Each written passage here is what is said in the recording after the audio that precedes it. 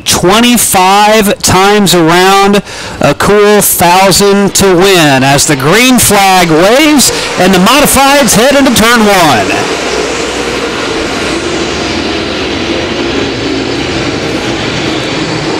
Bidinger pulls out in front, headed into 3 and 4. Fuqua tucks back into second, but he gets right in the middle of the track, looking for that dry slick and looking to make a move. Took that line, Shane, that Fuqua likes to run around the top of the Lucas Oil Speedway. Instead, the 87 will have to fight its way through the middle of the track, and all the way back behind them is the 17 of Mike Striegel. Striegel's car has come to a stop. On the 8S of John Sheets, press the go button and head into turn 1.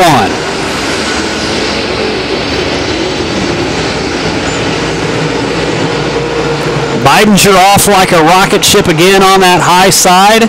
A good run on the low side by John Sheets in that 8S. He will take the spot away from Fuqua. Fuqua drops back to 3rd. As a couple cars tangle again over as the engines will come full song again as the green flag back in the air.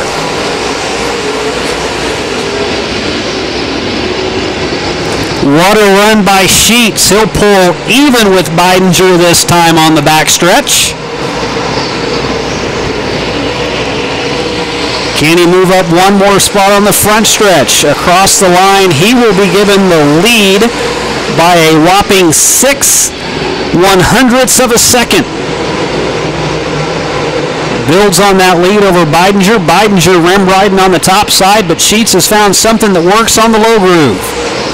Darren Fuqua, with all those wins under his belt so far this year, content to ride around behind your 2 leaders. Just look for an opening here as Sheets goes back to the bottom of the track. Bidinger all the way around the cushion. Look at the dirt fly as he exits off of turn 4. And when you say he's content, he really is. He's fine running back there.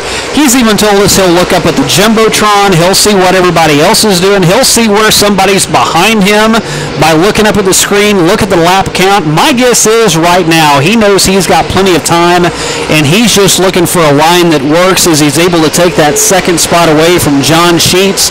He's worked his way up to second, and now the bullseye is on the back bumper of Nick Bidinger.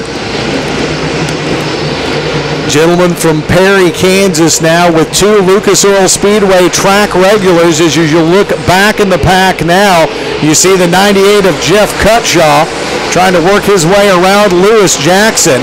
He does just that. And how about Baby Bone? Johnny Bone Jr. in the number 12. He started back in 15th. He's worked his way all the way up to 5th as he's in that battle with Cutshaw. He's going to get that spot too, Shane, away from Jeff Cutshaw for the time being. Cutshaw kind of hit a couple of hops, got a little loose, but now he's back in the throttle and takes the spot back from the 12. Go on back a little bit further. How about starting back in 17th, R.C. Whitwell. He's worked his way up to 8th. Then up front, Darren Fuqua just gets closer and closer to Nick Bidinger. 2 car lengths behind across the line. 10 laps in, 15 laps left. And they're running an almost identical line around the top of the track here. Look at both of them slide it in hard through 3. Crossing into 4 now, they shoot down the front stretch. Cutshaw sitting in 4th and 5th. And Johnny Bone Jr. has worked his way up to 6th. R.C. Whitwell in 7th. Green flag back in the air. Bidinger goes low and then drifts up in front of Fuqua out of 2. Cutshaw takes 4th away from Domer.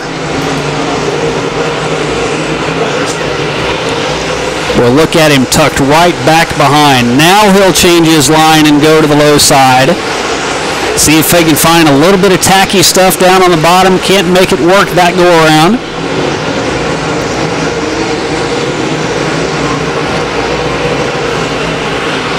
Doesn't mean that it won't work later. All sometimes it is about setting up a move for a few laps later, as again Fuqua will change his line. Tries his way through the middle of that last turn. Great battle. Yeah, great battle there with Cutshaw working to the inside of Sheets. Then way rim riding is Chase Domer. He nearly scrapes the wall coming off of 4. But Cutshaw on the inside, a 4-time defending track champion. Won the championship last race of the season last year. Able to pull off a moon. He has 10 total championships to his credit at multiple tracks. And he won the first race of the year here at the Lucas Oil Speedway, but we didn't get to finish it on April 21st. The rain came, and that race was held over to be the first A main the next week. So it took him a week to get the first win of the year, but he got it on April 28th. 71 of R.C. Whitwell now looking to make the move on John Sheets. And what a story this is. He's originally out of Arizona, has moved to the area now, used to run a late model, has become kind of a ringer, if you will, for that racing team as he went to Humboldt and finished second as the yellow flag is out again. Some of the cars back behind Darren Fuqua have been extremely fast. Will any of them have enough in the final 10 laps to get past your race leader, Darren Fuqua?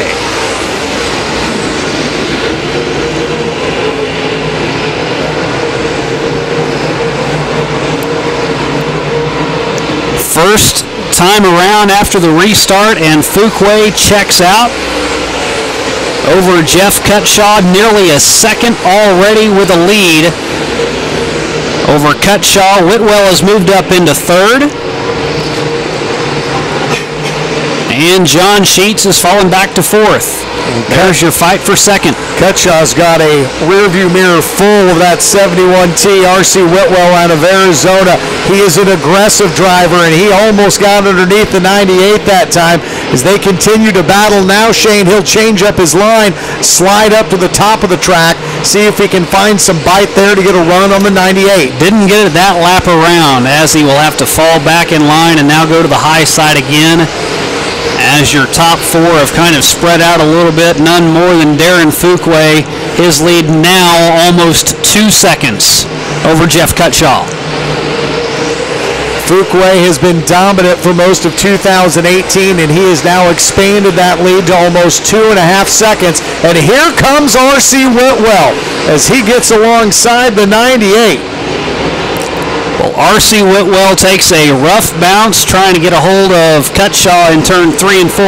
The one thing that we talked about with R.C. Whitwell whenever he was here for the Show Me 100 weekend is he says he never really had an opportunity to get up to Darren Fuqua in any of the races that they ran. He was always back behind him, had poor starting positions, couldn't work through the field. He's sitting in 3rd right now, and he'd love nothing more than a caution to come out and have a stab at him.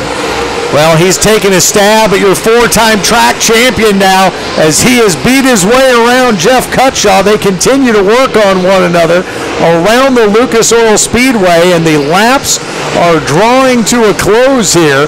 Just a couple laps to go as Whitwell takes away the spot, but will he ever catch up to Fuqua? There's not enough laps left. No, there's just a couple of laps left, 3 laps to go, and I'll go ahead and say it now. R.C. Whitwell, 8 second place finishes this year, and he's sitting in 2nd right now. He's staring his 8th place finish dead in the eye right now unless something changes as your race leader Darren Fuqua continues to roll around the top of the track and sees the white flag. Darren Fuqua will sell it off into turns 1 and 2. R.C. Whitwell a good 2 seconds back behind him.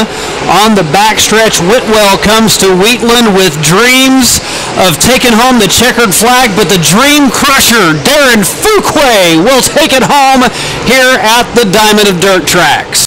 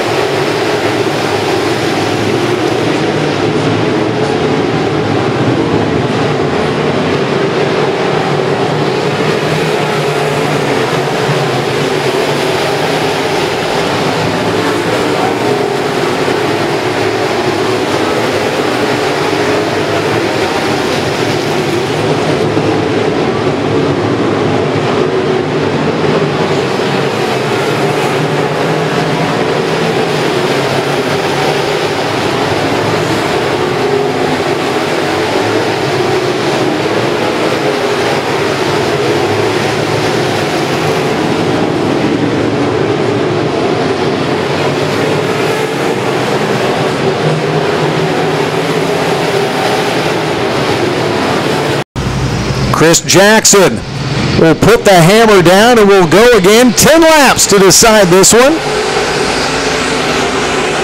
Jackson's restart no different than the green flag laps we ran just moments ago. He just motors away from Taylor Moore and J.C. Morton.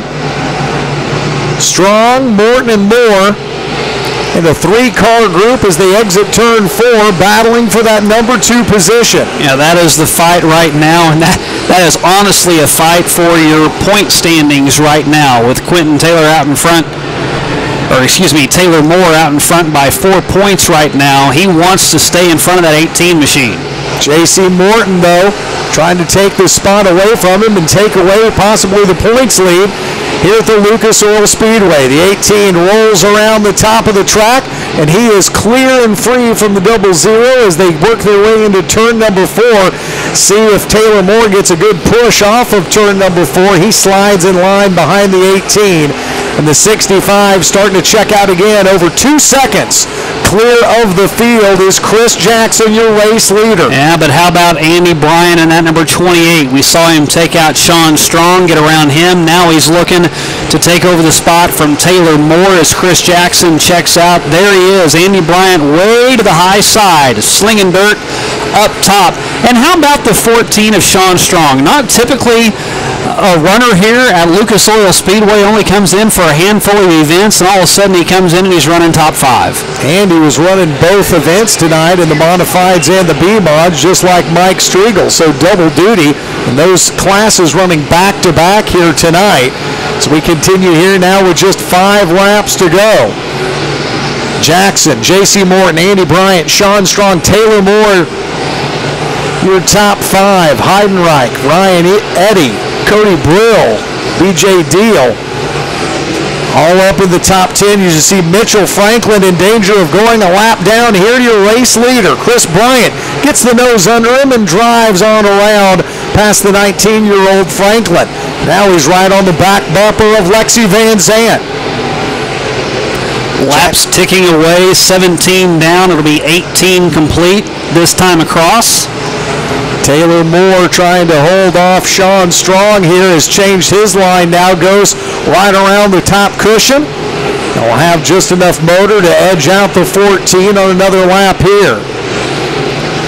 18 in the books as the 65 continues to roll here. He'll see the white flag first as Chris Jackson. Lap number 19 for your race leader.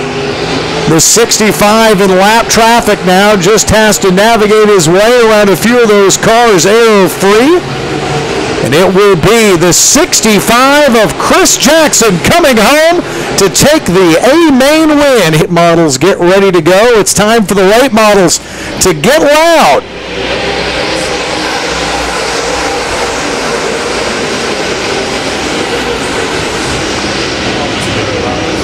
And it's Aaron Morant rocketing around the flash here to get things started. They work their way through turns 3 and 4. Morant slides out in front, and he'll lead him around for lap number 1, the 1X of Aaron Morant. The 21 of Johnny Fennewald doing battle here, 1 and 2. Caden Cornell running solo behind them in the 3rd spot. A number of car lengths back to the 65 of John Benning. Top 2 cars putting on one well of a show. On the backstretch, Fennewald has matched Morant lap for lap for the most part in times. Then you go back, that's a fight for 4th now with John Benning in the 65. Josh Poe to the inside. A little bit of contact will cave in that side panel of Josh Poe. But that's all right if you take the spot away, and that's exactly what the man from Peculiar, Missouri does. Josh Poe takes a spot away from Benning here. 4 laps into our 20-lap feature. 23 is slowed and exits the track. We're able to continue green flag racing, though. Mark Simon out of Buffalo off the track. Aaron Morant and Johnny Fennewald have now caught up to the tail end of this race, Jason Civils and Bob Cummings. Morant gets a little squirrely coming out of turn 2. He'll try and slingshot around all this lap traffic, riding around the top of the racetrack. He clears 4 cars and cruises. Absolutely phenomenal move. Got way up in that loose stuff. Got as close to the wall as he could to keep that momentum up. What a great job to get around lap traffic. Aaron Morant won his heat race earlier tonight. He has won 3 times so far this season here at the Diamond of Dirt tracks, and he is looking for a 4th win 7 laps in as he continues his lead on Johnny Fennewald. Less than a second between 1 and 2 their last time by. Caden Cornell a long way back in 3rd. And then a big group of cars fighting for position behind him. Josh Poe, John Benning, Brian Allison, Eric Turner, and Aaron Poe all back there jockeying for positions 4 through 10. Josh Poe trying to get around lap traffic there. But that move by Morant to get around that group of traffic, that's the same one that Josh Poe just got around. That one move in 3 and 4 gave him a good second advantage over Johnny Fennewald, but Fennewald comes back to answer. Morant gets into the back of the 21, dives to the bottom of the racetrack, bumps one of those big white tires. The 13 gets squirrely over in turn 2, and Morant takes this top spot back from Johnny Fennewald. So Fennewald loses a good second getting through lap traffic. He has made that up, grabbed the lead, and then what a great job to get around lap traffic. He nearly had a major incident over in 2. He's got a great run to Fennewald off of 2, door to door. He bumps into the 1X of Aaron Morant. The ULMA light models flying around the Diamond of Dirt tracks here tonight, and Morant edges him out at the flag stand again. So Johnny Fennewald, last year's track champion, when it looks as though Aaron Morant is well on his way to another win, Johnny Fennewald has made this a race, a new car this season. Brand new wheels underneath the Flash. 36-year-old owner and driver. Now lap traffic an issue again, and Morant way up top again. Same move, trying to clear 3 lapped cars that time. Are you sure that's an issue again? I don't think it is for him. I don't think it's an issue. I think it's amazing. Morant around the top of the track and just flies by. Aaron Morant will drop the hammer, and we will go back to green flag racing. Cornell trying to follow that same line as Morant around the top of the track, but it's Johnny Fennewald getting a good push off the bottom.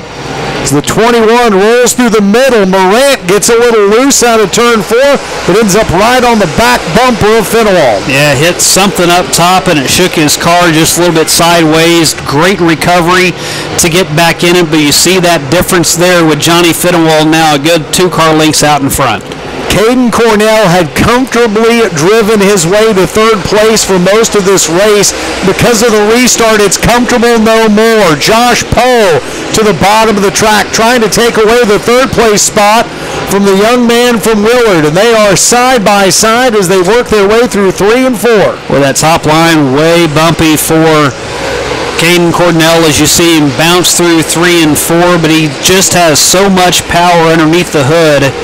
He's going to have a Rubel Racing engine whenever he gets back into his new car, which he believes is going to be done next week, but he has so much going for him right now as he's fighting for 3rd. Well, the gentleman that was the runner-up to Caden Cornell a week ago is your race leader, Johnny Fennewald. And you want to talk about power, Fennewald has now pulled away from Aaron Morant. This is the most distance between these 2 drivers all night here. Fennewald at the line, clear of Morant by a full second now as they work their way through turn 2. Well, the one win that Johnny Fennewald has came way back on April 28th. The Flash hasn't been quite as flashy until then, but now he is well out in front. Johnny Fennewald sees the white flag, 1 lap to go here. Aaron Morant well behind him as they work their way down the back stretch. It was a win on April 28th for the gentleman from Appleton City, Missouri. It'll be a win tonight. Ott and Flood on the front row. They see the green, sail off into 1 and 2, and Toby Ott has a great run on the bottom side this time, but again, it's Mark Carter who splits the wicket and makes it a battle for second.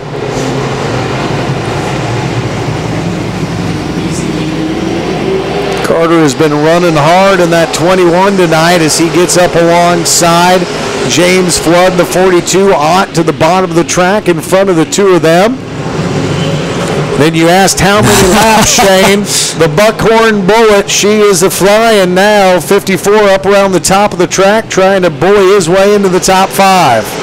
Started back in 7th, has a top 5 now on the high side. Put a blanket over your top 3 cars as they have now started to line out. Mark Carter has sole possession of second as he has moved in front of James Flood. And really, the Buckhorn Bullet, the only one working that high side right now. Everybody else is staying middle of the track down. But then to get around the 71 of Chris Tonoli, Hendrix will have to go to the low side. Hendrix, your fastest lap time that last time around with a 19.67. Chris Tonoli now putting a move on James Flood. Hendrix following in behind him, and they'll go 3 across through turn number 2. The Buckhorn Bullet has his eyes set on the 3rd spot, and he will target in and take it. Moves on that high side and takes over that spot away from Tonoli. James Flood going the wrong way. He has dropped all the way back to 5th.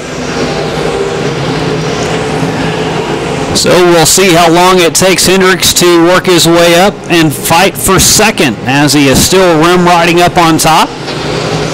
Well, and his season is eerily similar to the one Toby Ott compiled here at the Diamond and Dirt Tracks last year. Ott won 8 features in 2017 on the way to a track championship and a title here in Wheatland. David Hendrix already has 4, looking for 5 in a row here tonight. There's only 2 guys in between him and victory lane with 13 laps to go. And your top 2 cars right there in Toby Ott and Mark Carter, really similar lap times, while Ott stays out in front, and the Ditch Digger has gotten sideways over in turn 2. Back wins June 9th and 16th. Well, he sits second for now as the green flag comes out, and Toby Ott with a great jump. He will quickly dive to the inside, but Hendrix has been so good up high, he will get a run off of 2.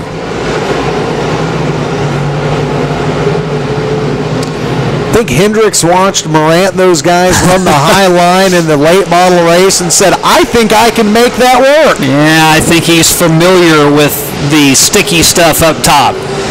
As he finds plenty of grip, takes him a couple of laps to finally draw even with Toby Ott, but he still hasn't been able to go across the nose and officially take that spot away until now.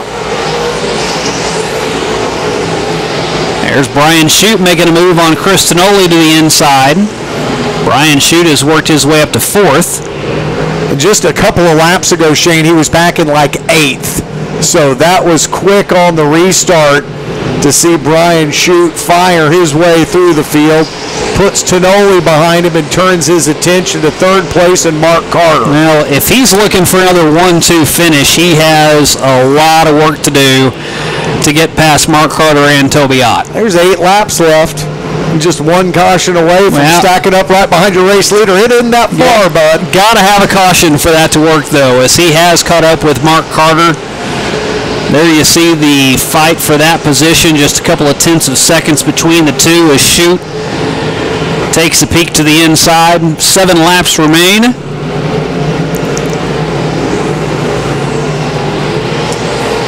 We'll give a call out to Mark Carter. Car that has been fast tonight. He has been a contender. Now you see Toby Ott in the picture, as both of those cars, while they're battling, have been able to catch up with Toby Ott. Well, looks like Ott decided to try to start working that top of the racetrack line that Hendrix had so much success with. Now he pulls it right back down to the bottom to try and close the door on the 51 and the 21, as he doesn't want to give away the spot. Chute is worked up into third. So there's your second, third, and fourth place cars there with Toby Ott, Brian Chute, and Mark Carter.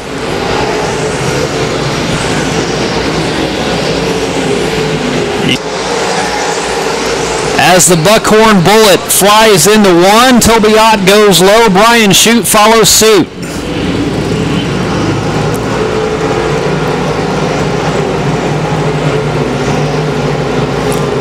Does Toby Ott have anything left in the tank?